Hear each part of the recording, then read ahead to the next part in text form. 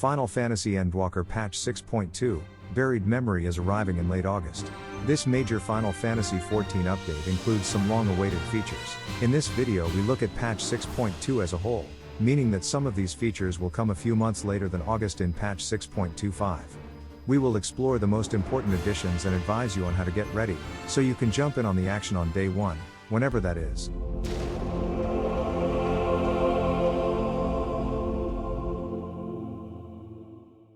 Complete the Endwalker main quest scenario. You have to be up to date with the MSQ to unlock further level 90 content. Just complete the quests that bear the flaming marker until the message in the upper left corner of the screen says to be continued. Get up to speed on Hildebrand's saga for the Manderville Relic weapons. Final Fantasy XIV's comic relief becomes a fundamental character in acquiring the new and shiny Endwalker Relic weapons. If you thought you knew what Hildy's father can do with his hammer, just wait until patch 6.25. Godbert Manderville, the Goldsmith of Erzea, and Geralt Blackthorn, the Blacksmith of Erzea, play crucial roles in this new story. Relic weapons originated in A Realm Reborn. Each expansion has its dedicated version. We obtain and upgrade them through a series of activities such as quests, dungeons, fates, and more. The progression system for the Endwalker relics will focus on questing. The quest line, Somehow Further Hildebrand Adventures, becomes a prerequisite for obtaining the Endwalker relics. So, we must partake in Hildy's shenanigans all over Erzea and beyond, starting with A Realm Reborn. Patch 6.2 brings the second part of the Pandemonium 8-player raid. Our foray into the Elpis Fortress continues with 4 new encounters. First things first, you must complete the 4 Asphodelos circles and make sure to have at least 580 item level. You can easily obtain 590 item level gear using Tomestones of Astronomy. This way, you can start the introductory quest for Abyssos as soon as patch 6.2 goes live. Abyssos Savage becomes available 1 week later. To tackle the Abyssos raids on this difficulty, we must first complete them in normal mode. To have an easier time in Abyssos Savage, upgrade to better gear by completing Asphodelos Savage, the new Auglea 24-player Alliance raid, and Endwalker trials. You should also have plenty of rank 9 and 10 materia for the new gear. Crafters and players with a lot of gil should consider level 90 crafted items. A new Unreal trial, Containment Bay S1T7, pits us, again, against Sephiroth. 2 yet unnamed trials, including an extreme, are also part of the new content.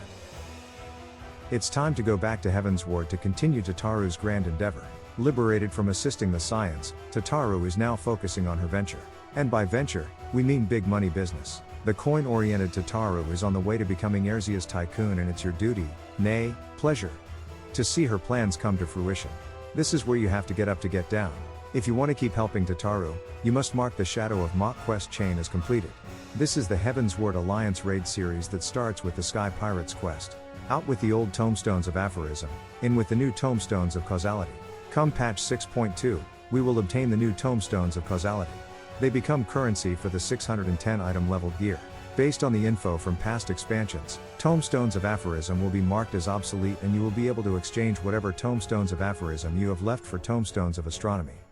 Look into ways of spending aphorism tokens before the patch. For example, you can buy 570 item level gear for your other jobs. If you have no use for aphorisms anymore, just cap them and exchange them for astronomy after the patch.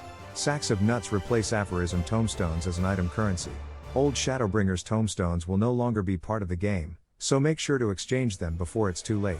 The level 50 Steps of Faith 8-player trial is being reworked into an instance solo duty. This trial is one of the 2 duties from where blue mages obtain the Diamondback action. After the patch, we will be left with the hard version of the Stone Vigil as the only way to get the action. Speaking of trials, Thornmarch is getting some adjustments, aka nerfs, to make it more newbie friendly. Remember to stock up on the necessary items for the next tier of crafted gear. It goes without saying that this interests crafters only. Get as many purple crafting scripts as you can, preferably cap them. We need these tokens for the new Master Recipe 10 tomes. You can also spend them on cooking ingredients. Astronomy tomestones are worth farming as you can buy more materials with them. You can also save aphorisms, if you have exhausted all of their uses, to exchange for astronomy tokens after the patch. As a crafter, you should have a full set of packmaker's gear and tools to boost your crafting stats. It's also time to level up Disciplines of the Land for the new Tribal Quest series. Who knew that mining, harvesting, and fishing would take you this far one day? Specifically, to the most depressing location in the game. The next Tribal Quest series features the Omicron faction on Ultima Thule. We cannot wait to see how our gathering skills will be instrumental in the development of a certain abandoned cafe. Hard work aside, we expect an enthralling story to back up the effort. This feature is coming in patch 6.25, so there's plenty of time to max out at least one discipline of the land. The much-awaited island sanctuaries will finally arrive in patch 6.25. Every player gets its own instanced island where they can craft, tend to crops, raise animals, and enjoy other wholesome farm-specific activities.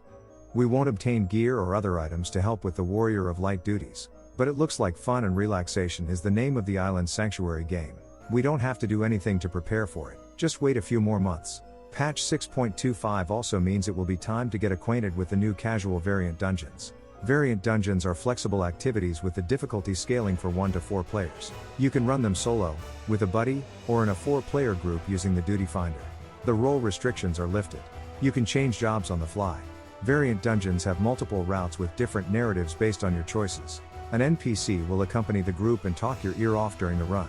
The Sildi Subterrane is the first variant dungeon of its kind. Players ready for a tougher challenge can take on the Criterion dungeons. These are hardcore versions of variant dungeons. They require a group featuring the holy MMO trinity, tank, healer and damage dealers. Each Criterion dungeon will have normal and savage modes. Criterion-specific mechanics make them more challenging than the regular level 90 dungeons. In normal mode, you will have to make do with a limited number of resurrection actions per group member as the usual revival spells won't work inside these dungeons. In savage mode, you don't have any resurrection means at all. If the entire party dies, all monsters come back to life. You cannot play it safe and take your time as mobs become stronger the longer you drag through a savage run. Criterion Savage requires a pre-formed group of 4. The first Criterion dungeon is aptly named, Another Sildine Subterrane. Patch 6.25 will come a bit after patch 6.2, which means we won't see variant and Criterion dungeons until this fall, in late September or October most likely. What is your favorite feature coming in patch 6.2? Let us know in the comments, and remember to subscribe for more MMO news.